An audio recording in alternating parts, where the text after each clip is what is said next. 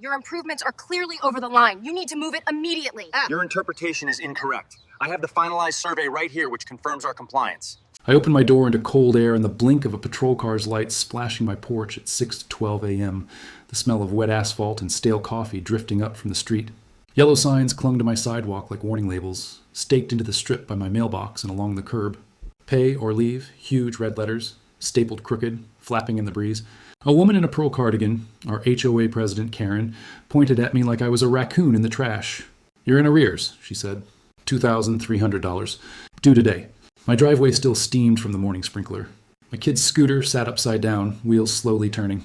I hadn't slept much since May 3rd, 2024, but the shock woke me clean. I asked what this was. She smiled like I'd asked for extra napkins. This is the fight, I told myself. HOA posted pay or leave signs on my sidewalk. Then I filed the easement. That sidewalk strip? It wasn't theirs. It wasn't even mine. It's a city right-of-way and a utility easement runs under it. But Karen waved a clipboard and said the board passed a special assessment at 9:00 p.m. last night.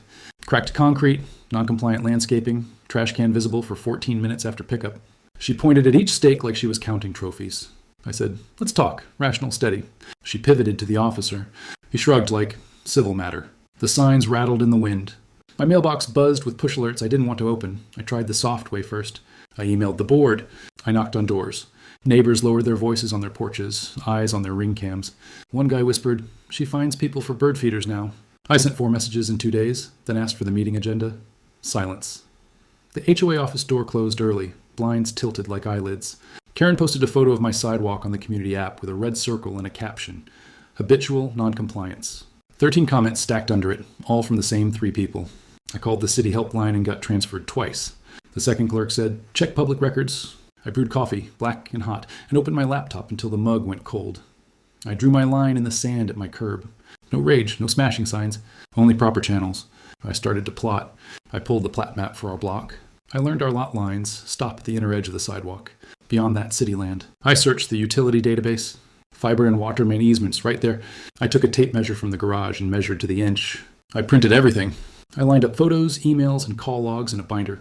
The next morning, I requested the HOA's governing documents and special assessment notice under our state's nonprofit rules.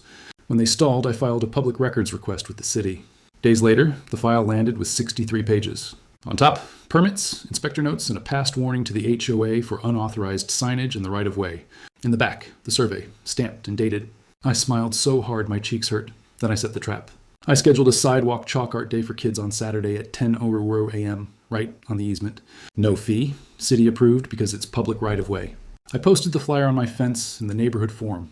Karen replied, "You're banned from common areas." I answered, "It's not common, it's city." She showed up anyway, clipboard raised like a shield with 2 board members trailing. She marched to the first stake and yanked it to move us, and I said, "Wait." I had a folding table set up with my binder, a printed plat map, and a foam board timeline. Timeline item 1, April 5, at 4:27 a.m., false trespass call. Timeline item 2, May 3rd, 2024, 9:00 p.m., illegal assessment notice. Kids started drawing sunflowers and rockets by our shoes. Parents hit record on their phones. Karen told me to stop obstructing. I said the law line out loud, calm as a meter. Patterns of false reports can be prosecuted. She blinked. Neighbors gathered like magnets to steal. Someone whispered, "Check the map." I flipped pages. Here's the easement, here's the right-of-way, here's the city warning about signs. I slid the stamped survey across the table. One dad laughed so hard he snorted chalk dust, and the video caught Karen's face falling in slow motion. The comments started live. Not private land, whoops. My post hit the local group, then the city subreddit. A woman from 3 streets over typed, "We got the same signs last year." People counted the stakes like they were hunting Easter eggs. The officer from the first morning rolled by again. I waved him over. He leaned over the binder, traced the city seal with his finger, nodded. He radioed for a supervisor. Karen tried to pivot. "We're enforcing community standards," she said. A kid drew a giant arrow pointing to the word city on my printed map, and everyone lost it. By noon, an inspector from Public Works arrived, windbreaker zipped to his neck. He read the permit sheet, looked at the stamps, and crouched by the curb. He stood, tapped a stake with his boot, and said, "This can't be here." He wrote a citation on his tablet. The officer added a report number. The inspector turned to me and said, "You did your homework." He turned to Karen and said, "You don't control the right-of-way." The board member stared at the sidewalk like it would open. The city posted a notice of violation on the HOA office door that afternoon. The officer took my timeline photo for the file. The HOA's special assessment was suspended pending review. The inspector scheduled a hearing date.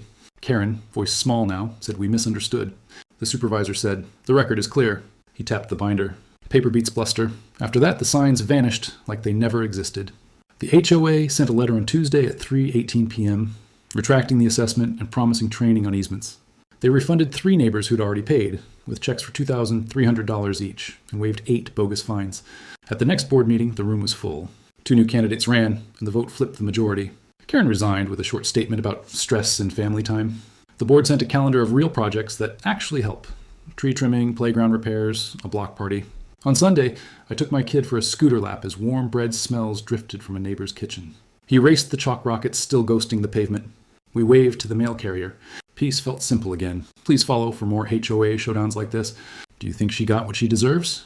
Comment below.